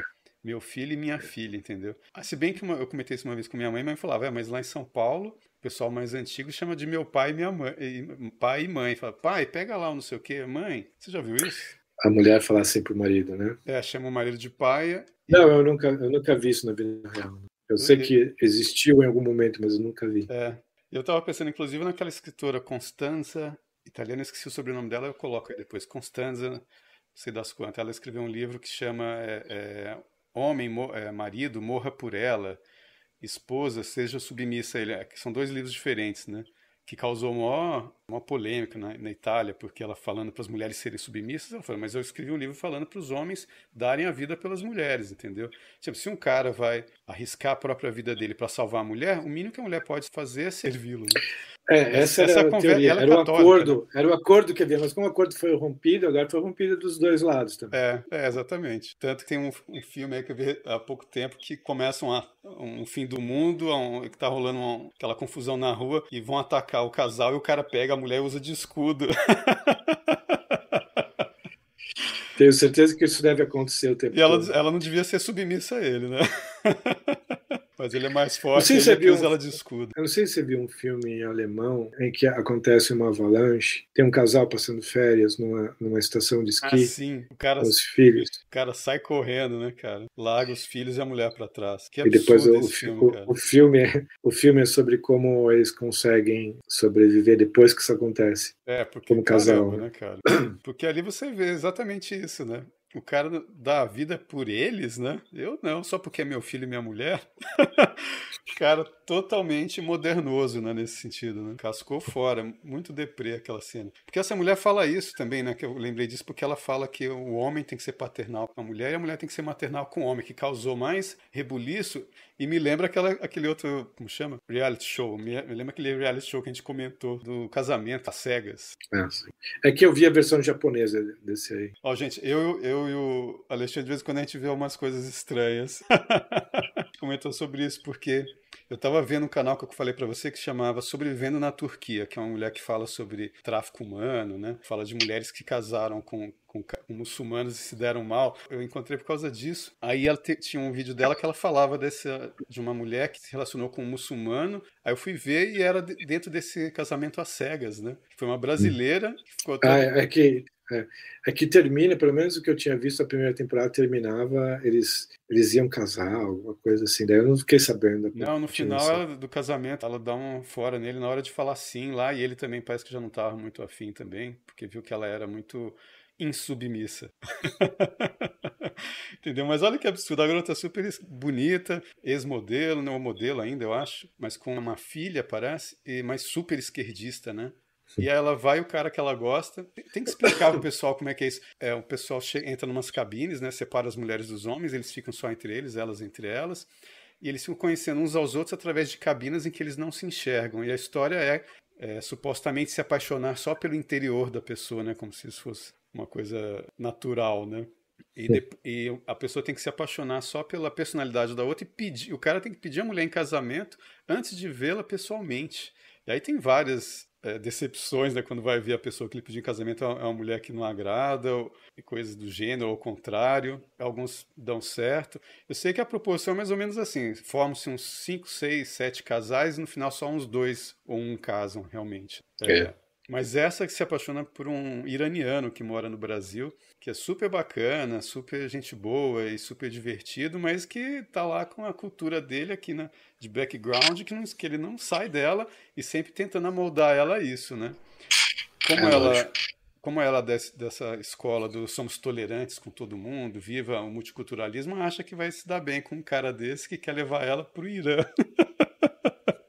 Ia ser igual o filme da Sally Field, né, cara? Como chama aquele filme? Ela casa com... Não Sei a Minha Filha, né? Uma coisa assim. Not Without My Daughter, não era? Eu não Uma lembro. coisa sobre a filha dela. É, que ela tenta escapar. Acho que é do Irã mesmo que ela tá? Ou é da Turquia? Não lembro mais onde que ela tá. Eu nunca vi esse filme. Eu assisti já tem anos, que ela casa com um cara que conheceu no Ocidente, um cara que é islâmico, mas ele é super bacana, super moderno, eu acho que vai dar tudo bem. Eles vão pro país dele, chega lá, os homens ficam em cima dele. Mas sua mulher é muito, né, muito liberal, tá errado esse negócio aí. Você tem que tratar ela com firmeza e tal. Aí ele sei que ele, não, mas ela é muito inteligente, ela é ótima, não sei o que, ela sabe que como é que tem que ser. Ela fala, não, vamos fazer a peregrinação a Meca. E levam ele fazer a peregrinação a Meca e fazem a maior doutrinação do cara. Ele volta, assim, super radical, chega até a bater nela. Quando ela vê que a coisa tá feia e tenta fugir, não consegue sair dali, porque as mulheres ficam vigiando ela, os caras ficam vigiando ela, e ela tem que arranjar um esquema de fugir para a embaixada, parece. E é uma história, parece que, baseada numa história real, né? Então, eu fiquei imaginando... Hã? Diga. Não, eu só fiquei imaginando essa brasileira se metendo numa roubada semelhante, entendeu? Por ser muito Mas tolerante. Mas eu tenho a impressão, sem, baseado em nada, hein, baseado em puro palpite, mas eu tenho a impressão que quanto mais esquerdista, mais feminista, mais independente tá, a mulher for, mais ela vai ser feliz se casar com um muçulmano linha dura. É possível. Porque é igual aquela piadinha do Batman, né? Com as lésbicas. Você sabe qual é? Não, é um quadrinho que eu vi que eu achei ótimo. Tem duas garotas. Eu acho que uma, se eu não me engano, deve ser a Mulher Gata e a outra deve ser a Era Venenosa. Eu acho pelas roupinhas delas. Elas estão andando na rua assim de mãos dadas. Nós somos lésbicas, né? Olha só, nós beijamos na boca. Aí as duas beijam na boca. Nós não gostamos de homens. Aí faz aquele não, bem na cara do Coringa. Não, sai pra lá, e fala pro Pinguim, né? Nós gostamos de mulheres. Nós não gostamos de homens. Nós somos lésbicas, né? Aquela coisa bem super extravagante, né? Lésbicas e tal. Aí chega lá na frente, aparece o Batman gigantão na frente delas. Eu sou a porra do Batman, né? Aí aparece as duas de mãos dadas com ele, cada um de um lado. Nós somos bissexuais. Quando aparece um cara fodão, entendeu? Aí elas viram bissexuais. Mas o meu palpite acho que é baseado no fato de que essas mulheres super feministas, super liberadas e tal, elas nunca parecem muito felizes. Uhum. Elas explicitamente falam sobre as angústias e problemas mentais. Todas elas colocam na biografia do Twitter que tomam um remédio para isso, para aquilo. Elas meio que se orgulham das próprias dificuldades mentais pelas quais elas passam. Evidentemente, se alguém tirar essa responsabilidade da liberdade delas, elas vão sentir um alívio enorme. Deixar de ser submissa ao remédio, né? Sim. Quem vai me dar uma cacetada é o remédio. Eu vou ficar tranquilinha, né? Baixar a cabeça pro remédio. Aí fica quietinha, numa boa. Trabalha junto uma grana, paga o remédio. Na verdade, é assim, né? Submissa ao laboratório, né? É aquela coisa do Chesterton, né? Que a mulher, nessa revolução, depois da Revolução Industrial, deixou de obedecer ao marido e foi obedecer ao patrão, né? Exato, como se fosse uma vantagem, né? Gente, a gente não é esses caras que espancam a mulher, não. Porque a gente fala isso, o pessoal já fica, né? Machista. Eu fiquei estranhamente em silêncio na hora que você falou, a gente não é esses caras, eu fiquei... Não, eu concordo, eu concordo. Só naquela hora que a gente corta do filme, porque não precisa ficar vendo. Naquela hora dá pra dar, né? Mas essa parte não precisa entrar no filme nem no vídeo que a gente tá fazendo. Como a gente falou, isso causa constrangimento. Falar em filme, cara, tem um filme que tem a Marilyn Monroe que ela tá muito bonita. Você já viu esse filme que se chama Páginas da Vida, em português, que são contos daquele escritor O. Henry? Não. É apresentado pelo Steinbeck. Antes de cada curta, são 5 curtas-metragens, 5 diretores diferentes, e dos anos 50, né? Eu vi nesse canal Cine Antiqua. São histórias muito legais, cara. Tem uma história de 2 mendigos, um dos mendigos fez Spartacus, que era o Gracchus do Spartacus do Kubrick, né? Esse mendigo, o objetivo dele é ser preso antes que chegue o inverno, porque ele não quer passar frio na rua, entendeu? É muito boa a história. Aí tem uma de um pintor tentando vender os quadros dele baratinho, ele acaba vendendo os quadros para ajudar duas garotas que estão, uma delas doente, a irmã, e a outra passando fome, e ele vende os quadros para ajudar as duas. Mas eu só tô contando um enredozinho, não tô dando um spoiler, não. E tem outro de um casal, que eles casaram sem dinheiro e estão loucos para comprar um presente de Natal um pro outro. E aí essa é a história mais conhecida do Henry. É muito Você sabe boa, que ele foi preso. Você sabe que ele foi preso por estelionato, né? Tem uma história de um prisioneiro também nesse negócio. Mas por coincidência, eu gosto muito desses filmes que se faziam antigamente e que quase pararam de fazer, de filmes de várias histórias, né? Filmes antologia, que tem um grupo de pessoas se contando histórias. Ontem eu estava vendo Dead of Night. Já viu esse filme? Dead of Night? Foi dirigido por um brasileiro, aliás, não sei, que era o Cavalcante, acho que era Alberto Cavalcante. Eu não sei qual era o primeiro nome dele, mas era o Cavalcante. Era um brasileiro, ele até atua no filme. Mas é um filme de 45 que tem várias histórias de terror. E é bastante bom. Ele é mais conhecido por causa da história do marionete que ganha vida, né? que depois até os Simpsons fizeram paródia. Mas é bastante bom esse filme de terror de 1945, em inglês. E tem um monte de filmes de terror que eram assim nos anos 70. Tinha um monte. É verdade. Você assistiu também Contos de Nova York, que tem vários contos, várias curtas também, que tem um do Woody Allen, que ele vê a mãe dele gigante no céu. Eu adoro também o do Scorsese nesse filme, que é aquele pintor. É um artista. É o Eric Nolte, que é um pintor, e tem a Rosanna Arquette, que é a assistente dele. Eu sempre foi o sonho, quando eu era... Eu não sei se eu vi esse filme quando eu era adolescente, mas eu acho que sim. Era meu sonho ser um pintor que nem ele, ter aquele estúdio com a cesta de basquete no meio, enorme, e a Rosanna Arquette como... Patrícia Arquette como... Não, Rosanna Arquette, Patrícia Arquette. A Rosanna Arquette é que está no Pulp Fiction, a Rosanna Arquette. A Patrícia Arquette é a que fez aquele seriado, que ela é uma médium, né? É a Rosanna Arquette. A Rosanna Arquette. A Rosanna Arquette eu achava ela mais bonita também. Não, era assim. Era o meu sonho ser um pintor que nem o Eric Nolte naquele filme. Só que é aquela história, né? O cara mais velho com a garota mais nova hoje em dia... É meio... Assim, mas é uma coisa meio... Eu já passei muito por isso, é meio roubada, assim, ou inteiramente roubada. Não pode ser muito mais nova, não. Principalmente se ela não tiver passado pelo retorno de Saturno, 27, 28 anos de idade. Porque qual é o problema de passar pelo retorno? Segundo se diz na astrologia, o retorno de Saturno é quando sua personalidade, finalmente, a pessoa tem uma noção maior de quem ela é, de quais são as possibilidades dela. É o tempo que Saturno leva para fazer toda a translação dele, né? Antes disso, a pessoa não se conhece nem seu potencial, entendeu? Então a pessoa muda da água para o vinho de uma hora para outra. Então, assim, você está achando que está tudo bem com a figura de, sei lá, 24 anos. Uma semana depois, a figura pirou total, já está numa outra história totalmente diferente e você não se encaixa mais na história, entendeu? É assim. Mas não está cheio de histórias de mulheres de meia idade fazendo a mesma coisa, tipo rezar. E as pessoas perderam a capacidade de amadurecer, né, cara? É isso que está rolando. O Saturno de repente Saturno reduziu a velocidade dele, tá levando uns 40 anos para dar a volta em torno do Sol. Algum astrônomo tem que verificar isso aí. Então, assim, esse negócio aí de relacionamento com garota dessa idade é só se você entrar sabendo que vai durar, assim, uma semana, um mês, só que, tipo assim, pra quê, né, cara? Daqui a pouco a gente tá morto, cara. Se não construir nada mais permanente, que graça tem esse negócio? Sim. Né? Tem que seguir a católica lá, essa Constanza. Namorar é pra casar, entendeu? Sim, eu acho também. Hoje em dia, né? Demora a cair essa ficha. Mas as pessoas estão cheias. É engraçado que as pessoas ficam meio chocadas, né? As pessoas que não são católicas, e mesmo um monte de católicos, eles ficam chocados quando ouvem coisas como essa que você acabou de falar, né? Mas, ao mesmo tempo, elas têm vida. Todo mundo no século XX para cá tem vidas sentimentalmente horrorosas, né? Uhum. Com grandes dores, cortam os pulsos e matam, passa por vários problemas. Todo mundo conhece 500 histórias de problemas sérios emocionais. Uhum. E tem uma coisa, cara, no final do século XX, digamos assim, É como a história daquele cara de experiência de quase morte, quando falam para ele, ore a Deus, né? Ora a Deus. E ele assim, mas que Deus o quê?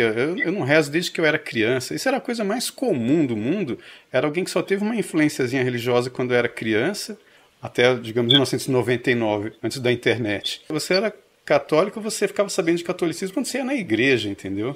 Entre as pessoas da igreja. Mas fora disso, na cultura, não tinha como você encontrar... você não ficava sabendo de escritores católicos, não tinha informação de intelectuais católicos, porque o pessoal que você encontrava na igreja não era intelectual. Sim. Entendeu? Então, assim, você não sabia de toda essa base que hoje o pessoal tem acesso, quando apareceu aí vários educadores e o Olavo também, influenciando toda uma geração de católicos que sabem hoje que tem uma base intelectual grande e tal. Não, na época era para quem era adolescente, quem era jovem, isso é uma coisa do passado, entendeu? Imagino. Aí você se entra em relacionamento assim, entendeu?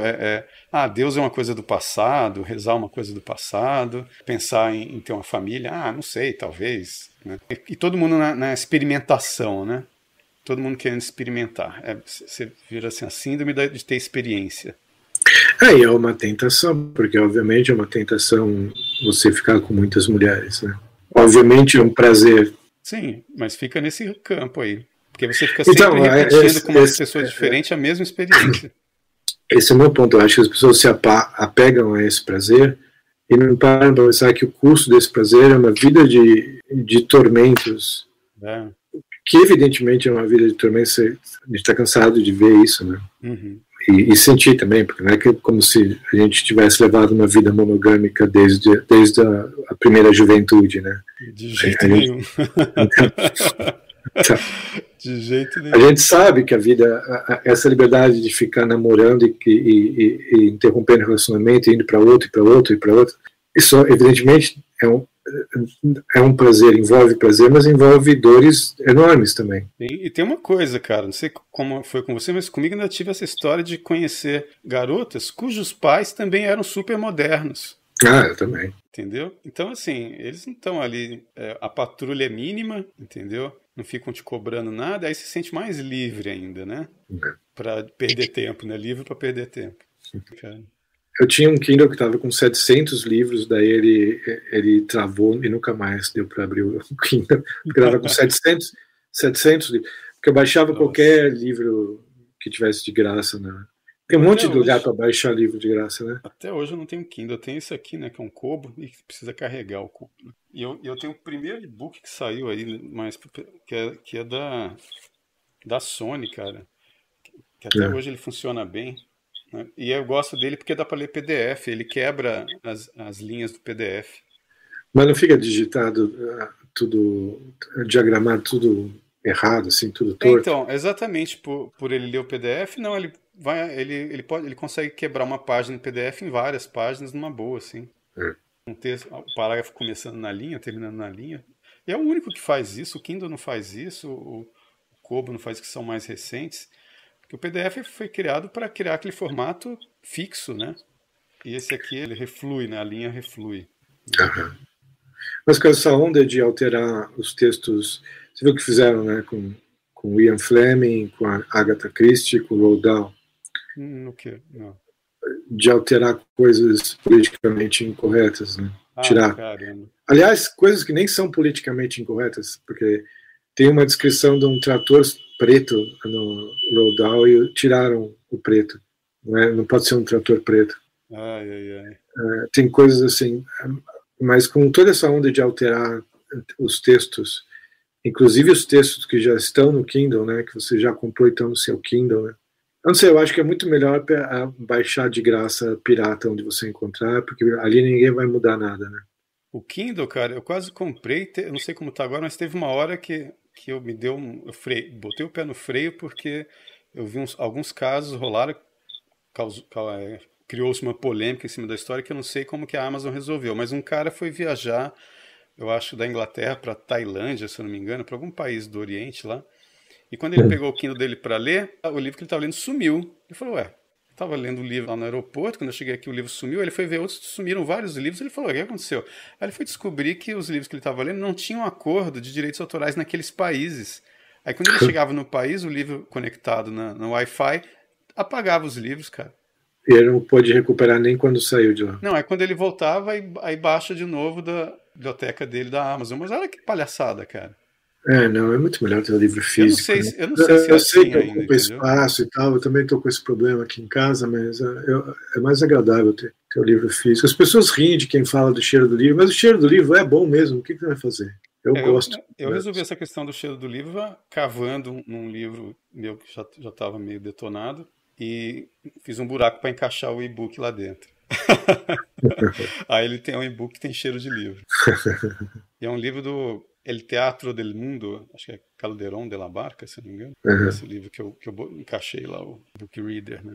Eu gosto do Kindle, mas eu gosto mais de livro físico. Cara, só um comentário, voltando um pouco no Jordan Peterson, cara, não sei se eu comentei isso com você, mas andou aparecendo para mim uns vídeos em que ele comenta sobre alucinógeno, que eu achei um negócio meio bizarro. Com várias pessoas diferentes, eu acho que inclusive com o Joe Rogan, né? Porque o Joe Rogan deve ser o maior bebedor de ayahuasca, né? Pelo que eu entendi, né? DMT, tudo isso. Que o DMT é o princípio ativo. Mas é que tem a solução concentrada, né? Concentrada. Eu conversando com um amigo meu, né? Porque para mim isso é uma coisa dos anos 90, do cara que ainda não voltou pro cristianismo. Ele parou ali na parte do alucinógeno. Você sabe o que eu acho engraçado? Esses caras todos falam como se extraíssem alguma sabedoria dessas experiências, mas aí você vai ver a sabedoria que eles... É sempre uma banalidade ou é sempre alguma variação de estamos todos interconectados. Tá, você não precisa tomar a droga para saber isso. Você já leu essa frase em algum lugar. Pensa sobre ela. Né? Eu sei que deve ser uma experiência...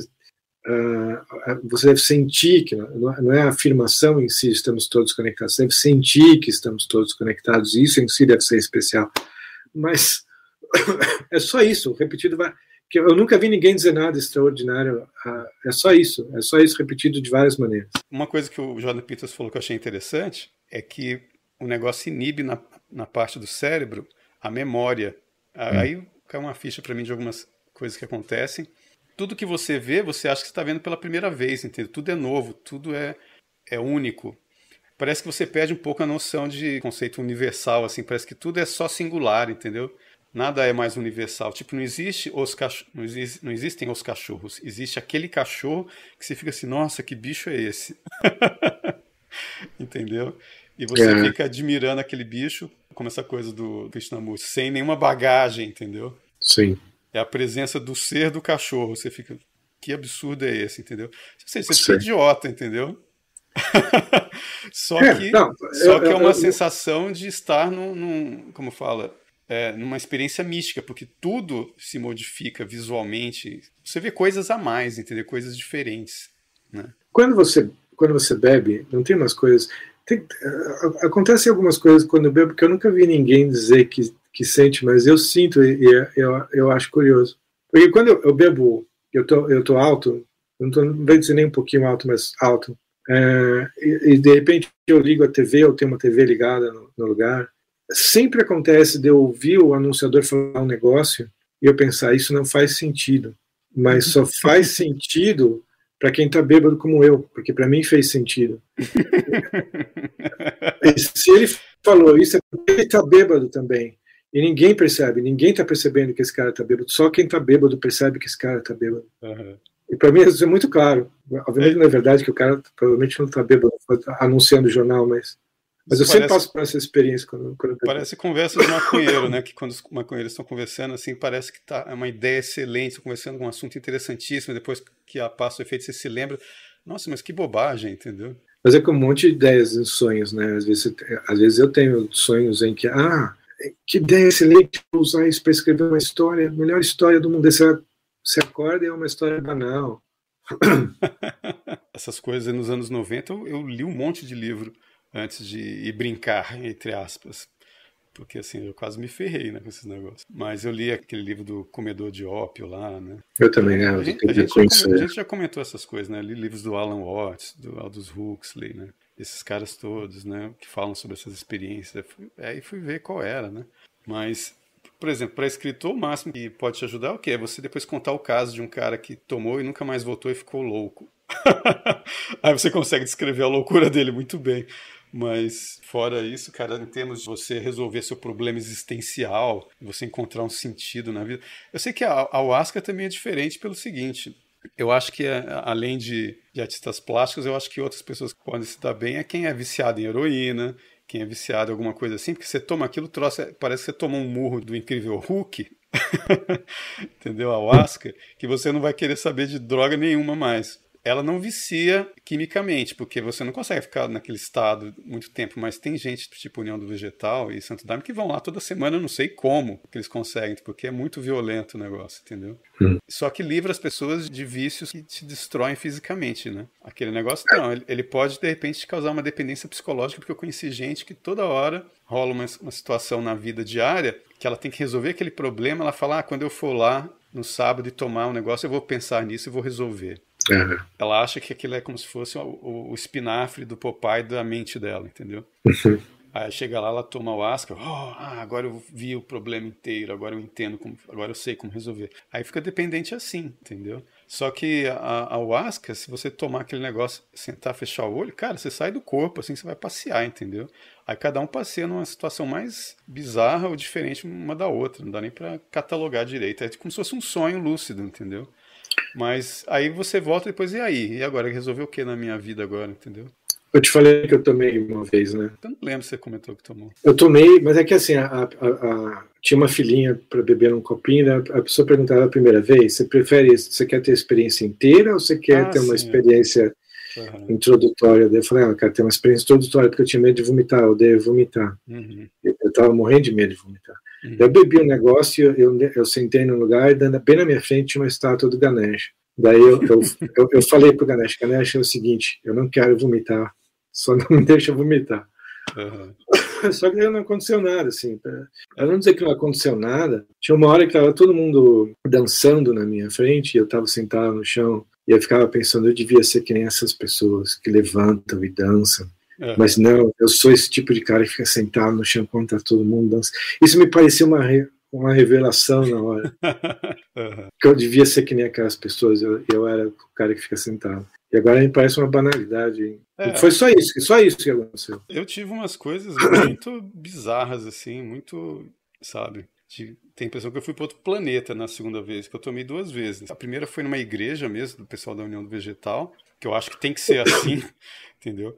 Porque ele tem um pessoal tomando conta de você e tem um monte de símbolos cristãos. Pra mim é anti-paranoia já. Agora é engraçado o seguinte, eles deixam rolando assim direto o Cid Moreira lendo a Bíblia, cara.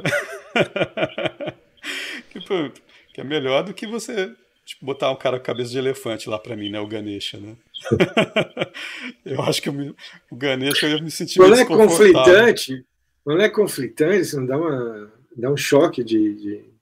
Não, porque o negócio, cara, é como se você tivesse jogado em alto mar durante uma tempestade, né? Parece que você vai morrer, e aí nessa hora você fala, segura na mão de Deus. Deus, pelo amor de Deus, me dá a mão aqui, porque eu tô morrendo, eu tô ficando louco e morrendo ao mesmo tempo. Eu fiquei tão concentrado em Deus pra não me ferrar psicologicamente, na minha cabeça eu vou morrer, né, fisicamente, que você segura na mão de Deus, aí você relaxa, entendeu?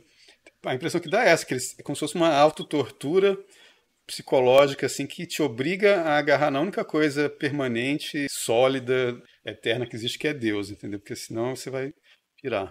Mas essa primeira vez, pra mim, eu não fechei o olho, então eu não tive a viagem que eu tive na segunda. Porque eu vi o pessoal lá de olho fechado, eu falei, como é que eles conseguem, entendeu? Eu tô tendo tanto pensamento, vendo tanta coisa, que tudo se modificando, né? Que eu fiquei lá como se eu tivesse ido numa rave e tomado um ácido. Então não foi nada. Falei para um amigo, que droga, né? Como se fosse um ácido, só que você vomita. Mas já a segunda vez que eu fechei o olho, é que eu descobri que você tem um sonho lúcido, você sai fora, vai passear, entendeu? Só que aquela história, você volta, você até tem diálogos com seres que eu acho que deviam ser anjos, eu não sei o que eles eram, mas deviam ser anjos. Mas depois, assim, o anjo deve te pegar no colo e falar assim, coitado, tá doidão. Não vamos dizer nada muito importante para ele, porque ele tá doidão, ele vai levar para um lado, assim. Então, assim, eu tive lá com o anjo, mas eu acho que ele ficou rindo da minha cara, tipo, não adianta conversar com você agora, que você tá muito doido. Só confirmei que tem anjo de olho, entendeu? E aquela história dos elfos da Machine Elves, já viu essa expressão? Os elfos da máquina. Como que é isso?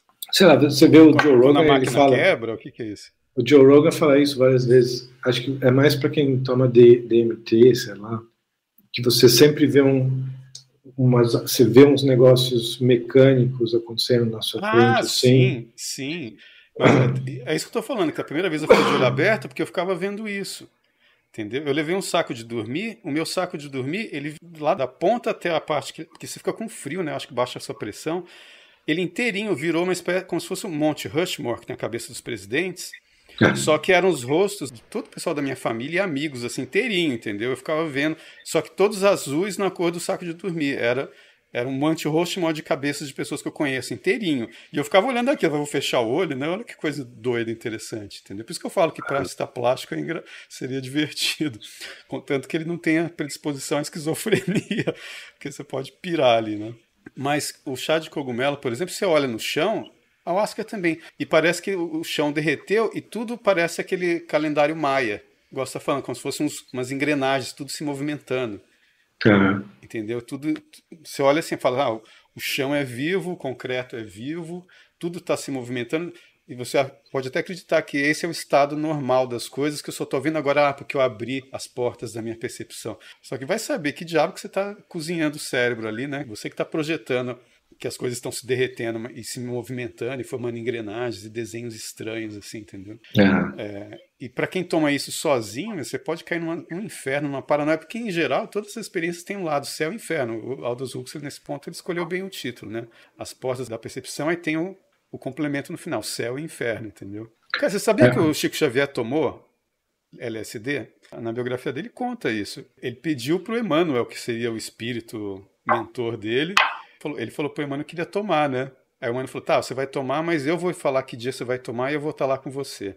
Aí ele tomou uma vez, foi um paraíso, que ele estava, acho que perto de uma cachoeira, e tudo era maravilhoso. Ele adorou aquilo, como se o paraíso estivesse vindo na Terra e ele estivesse no paraíso já, e o Emmanuel lá só de olho, né?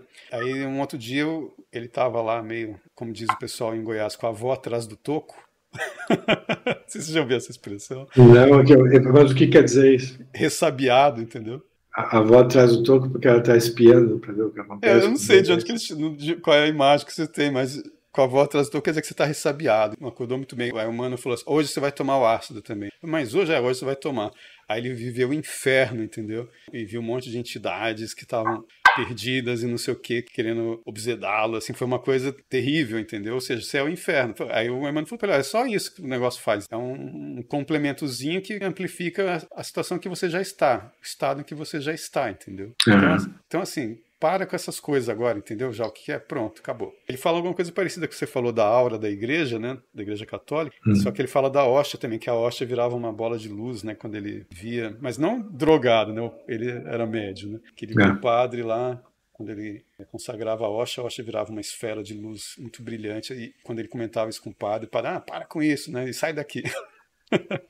Que é isso que você tá vendo? Você tá doido, né? De modo geral, acho que não vale muito a pena passar por essas coisas. Acho que no máximo é uma curiosidade, mas é uma curiosidade que eu entendo, mas não é algo que traz iluminação nenhuma. Eu não acho que seja. Eu acho que é igual escalar montanha, cara. É um negócio, você arrisca a sua vida, você arrisca a sua sanidade, é uma aventura, pode ter consequências boas ou não, entendeu? É isso. É que eu acho que na melhor das hipóteses é divertido, porque você está vendo um negócio esquisito.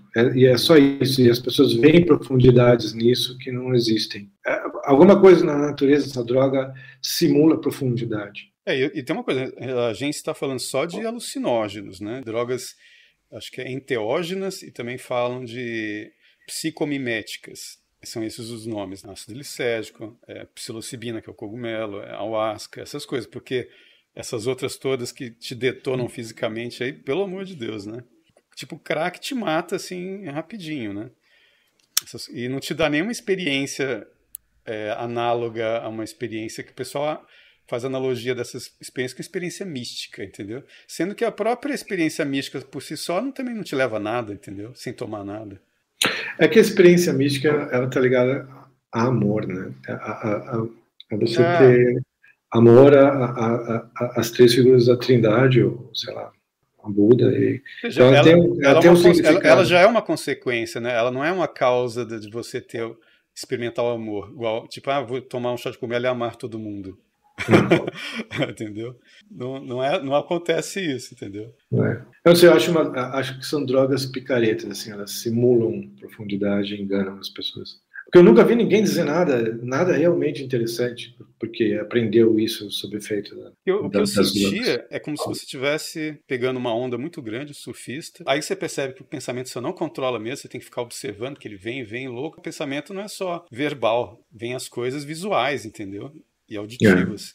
E se você tenta controlar aquilo, aí você começa a pirar e entrar em paranoia. Então, o que eu sentia é que só nesse momento que eu estava entendendo Krishnamurti em budismo, de autoobservação e ficar quieto, entender? Parar de tentar controlar, porque você entra em paranoia, você fica pirado, você pode fazer besteira, você pode chegar a conclusões idiotas muito facilmente, entendeu? Conclusões que um esquizofrênico chegaria, entendeu? Eu sou, digamos, o Deus, eu sou um avatar, o mundo precisa... Eu escrevi um conto assim, né? Precisa se renovar. Então, como eu sou um avatar, se eu me sacrificar, me matar, o mundo vai começar de novo, aí vai começar bem, aí você vai e se mata. Esse é o tipo de coisa, piração que você pode ter com chá de cogumelo ou com mescalina, porque mescalina é outro também. Que se eu não me engano, no Joe Rogan, alguém contou a experiência de alguém que tomou ayahuasca ou DMT e viu aqueles elfos da máquina lá. E eles ficavam induzindo o sujeito a se matar. Entendeu? É muito perigoso. Agora, assim, eu queria ser um artista plástico para pintar o que eu vi, entendeu? Mas no fundo, eu nem acho que... Eu acho que vai dar um surrealismo meio banal, que já foi feito 500 vezes. O negócio é que, por exemplo, Lembra daquelas propagandas do Etapa? Você não via propagandas do Etapa que passavam na TV, ou capas de caderno de livro, era sempre um surrealismo barato de apresentação do Fantástico, sabe? O mundo não precisa de mais coisas dessas, já tá meio... não, mas é que eu seria o seguinte, sem contar que é um pouco brega. Eu falo sempre assim que eu ia querer criar quadros com imagens cristãs, mas eu ia me basear nas histórias do livro de Urântia, que conta casos, por exemplo, passagens da vida de Jesus, e fala de outras situações, tipo a rebelião de Lúcifer, entendeu? Por mais que o livro alguém venha e diga, foi escrito por algum charlatão e tal, mas as histórias são tão interessantes, aquilo ficou tão preso na minha imaginação, que eu ia pintar cenas daquilo, entendeu? E aí, assim, o estilo podia ter alguma coisa dessas coisas que eu tô falando em termos visuais, mas o tema seria dali, entendeu? Se eu fosse pintar, entendeu? E aí eu iria me preocupar mais com o tema, no caso. Aquela história. Eu acho que as pessoas se prendem muito com drogas, né? Eu não sei se você já passou por essa experiência, mas você escreve um negócio um pouco absurdo ou fantasioso e as pessoas dizem, mas que drogas você tomou? Como se você só pudesse imaginar coisas esquisitas se você tomasse droga. As pessoas não têm imaginação, sei lá. Eu acho que a droga deve meio que atrofiar a imaginação da pessoa. A pessoa precisa da droga para imaginar alguma coisa estranha. É o que eu tô falando. Você fica dependente daquilo porque você começa a usar como muleta. Às vezes a imaginação só vai funcionar quando ela toma. Eu conheci uns caras que eles só iam no cinema depois de fumar um beck, de fumar maconha. O cara só consegue ter a suspensão de descrença quando fuma um beck. E aí o cara se encaixa totalmente no filme, entendeu? Só que o problema o cara tá viajando tanto que acontece alguma situação no filme que aquilo desvia a imaginação dele por um lado, aí de repente ele, nossa, eu tô vendo um filme, aí volta pro filme, aí não entende mais o que tá acontecendo porque ele ficou disperso durante uma boa parte do filme, pensando em alguma outra coisa, entendeu? Aí ele volta, chega no final e fala, nossa, aí o cara vira pra você, o que tá acontecendo? Eu falo, para de fumar beck antes de ir pro cinema. Mas o cara não consegue porque ele não tem mais suspensão de descrença sem aquilo. Ele fica lá, que saco, eu tô aqui no cinema, tem um monte de gente comendo pipoca, tem não sei o quê, não consegue ver o filme. Eu tenho um amigo que gosta de fumar maconha e depois fica ouvindo música clássica, porque ele diz que a maconha aumenta a sensibilidade dele para a música especificamente. E pode ser isso que eu tô falando. Há uma capacidade que a gente tem agora fica dependendo daquilo para ligar, entendeu? Porque rola uma espécie de concentração em coisas estéticas mesmo, né? Em objetos e fenômenos estéticos. Mas o resultado é quase sempre brega quando a pessoa vai produzir um quadro, um filme, uma história. A mesma coisa escrever alguma coisa. Você tem uma ideia muito interessante que você escreve, depois você vai ler, nossa, que besteira. Não, é todo um movimento que houve nos anos 60 e 70, eles quase não produziram nada bom. A gente tem que tomar cuidado pra gente não parecer aqueles velhos que repetem a mesma história sempre, né? A gente já não falou sobre isso? Eu já sou assim há muitos anos. Eu só tenho umas 3 ou 4 histórias, eu vou ficar contando elas sem parar. É tipo essa do ayahuasca que eu sei que eu já falei. Gray, você conhece Alex Gray? Ele faz pinturas... Alasdair Gray, não é? Alex o quê? Não é um escocês? Não, esse eu acho que é americano mesmo, é Alex Ah, Gray. então eu não sei quem Ele é. é contemporâneo, né? Hum. Ele tem uma imagem de Cristo que é impressionante, mas ele, você vê que o cara deve usar alguma dessas coisas e pelo estilo de vida dele com a mulher dele, aqueles caras assim, são, digamos assim, uns caras meio ripongas, ravers, super cheio da grana, né? Que ele deve vender aquele quadro caro pra caramba, mas ele faz uns quadros impressionantes, que você vê que são baseados em alguma experiência com esse tipo de coisa, entendeu? Ele deve tomar mescalina, eu imagino. Ele fazia performance no final dos anos 90 em rave mesmo, levava uma tela gigante pra rave, devia estar muito doido lá, só que ele pinta bem pra caramba, entendeu? Mas ele tem um estilo que é bem pessoal mesmo, que eu nunca tinha visto antes. Ele pinta muita gente assim, como se você enxergasse a pessoa se a pessoa não tivesse pele, entendeu? Com a energia fluindo no corpo das pessoas. É Alex Gray mesmo. É interessante, mas já vi tanto daquilo depois que eu já cansei um pouco do estilo, mas por ver a conversa fiada, que é bem produto típico desse pessoal que fica pirando nessas coisas, entendeu? Como você falou, conexão. Ele meio que desenha conexão, entendeu? Eu não sei, eu lembro sempre daquele diálogo, do monólogo, na verdade, do Paul Newman no A Cor do Dinheiro. O Paul Newman é um vendedor de whisky, alguém fala sobre drogas, ele fala mal das drogas e tal. Ah, mas você bebe. Daí ele fala, mas o whisky, o álcool, eu consumo drogas que são mencionadas na Bíblia. Eu já falei isso também, mas eu não sei se foi ele que eu vi, não. Eu acho engraçado quando o pessoal não toma vinho, entendeu? Eu falo assim, pô, mas você não tomaria o vinho que Jesus fez, entendeu? É que, sei lá, eu tinha uma empregada que se defendia, eles têm toda uma teoria de que não é vinho, né? O que você lê na Bíblia não é vinho, que era suco de uva. E o álcool, eu acho que prejudica menos um escritor, se você não é alcoólatra, né? Prejudica menos um escritor do que as drogas. Sim. Porque, sei lá, um monte de gente diz que é incapaz de escrever bêbado, né? Eu já escrevi e saiu ok. É difícil ter um raciocínio lógico muito bom, mas... Eu tomo café. É que café não faz efeito nenhum pra mim. Eu tomo litros de café e eu nunca fico acordado. Eu tomo só um pouco de manhã, entendeu? Se eu tomar, tipo, no final da tarde, eu não vou conseguir dormir depois. Mas eu tomo, antes de escrever, a minha é bom, dá uma ligada. Então, um cigarro eletrônico tem nicotina, entendeu? Pra mim, isso é o normal. Álcool, como eu agora tô com um personal trainer, então eu não tô bebendo tanto, não. Mas eu não tinha nenhum problema de beber sozinho. Só bebo socialmente. Eu falei, mas eu sou social comigo mesmo também. Eu gosto de ser social comigo, mas ultimamente não. Eu bebo pra quebrar o gelo comigo mesmo. Porque eu não vejo nada de mal em você, com as pessoas, em dar risada, entendeu? Tomar um vinho, tomar um uísque, alguma coisa assim. O problema é que parece que tem gente que tem realmente uma predisposição ao alcoolismo. Parece que não é uma coisa... Sim, claro. Qualquer um pode ser alcoólatra. Não sei, porque eu, por exemplo, mais que chega uma hora, cara, não entra mais, entendeu? Só se alguém me amarrar, botar um furinho na minha boca e jogar álcool, porque eu não vou beber mais a partir de um certo momento. Não consigo, entendeu? Aí tem gente que não para nunca, né? Eu não sei. Mas acho que eu não tenho a tendência também. Porque se fosse para virar alcoólatra, eu já tinha virado. Eu fiquei bêbado 500 vezes, mas... Um tio meu alcoólatra desde novo. E ele mudava de personalidade totalmente, sabe? Parece que tinha alguma coisa no corpo dele ali que entrou em contato com o álcool, entendeu? Tem um historiador grego, eu não sei qual deles agora, que ele foi fazer uma viagem com os comerciantes gregos que estavam levando vinho lá para a região que hoje é a França, entendeu? Eram os gauleses, né? Aí ele diz que eles levavam o vinho naquelas... ânforas. Como se fosse isso. Só que os gregos levavam o vinho concentrado, diz que eles misturavam com água para beber, né? Aí ele dizendo que ficou espantado que chegou lá, os caras não sabiam disso, eles bebiam puro. E ele conta que ele nunca viu gente tão bêbada, entendeu? Como aqueles gauleses. Que os caras bebiam rolando pelo chão, que eles ficavam fechados em umas casinhas super... Porque na neve, né? Com uma fogueira no centro da cabana, com um buraco no teto para sair a fumaça e tal. E todo mundo ali sentado, ali bebendo aquele vinho fortificado que ele queria botar água, os caras tiravam o sarro da cara dele. Você tá maluco? Botar água por quê, né? E ele querendo dizer que na Grécia era assim, a gente põe água nesse negócio, entendeu? Uma coisa que eu acho engraçada, pode ser ignorância minha, mas você não vê nenhuma menção na Antiguidade, ou na Idade Média, ou na Renascença, de ninguém degustando vinho. Ninguém cheirava o buquê, ninguém bebia um golinho e dizia... Que pra mim parece cara que fica escrevendo sobre perfume. Que os caras sentem com perfume, eu não sei como eles conseguem. Eu sinto nota de cravo. Deve ter um nariz desse tamanho, né? Eu não consigo ter essa imaginação para deve ser tão difícil de escrever nuances de gosto.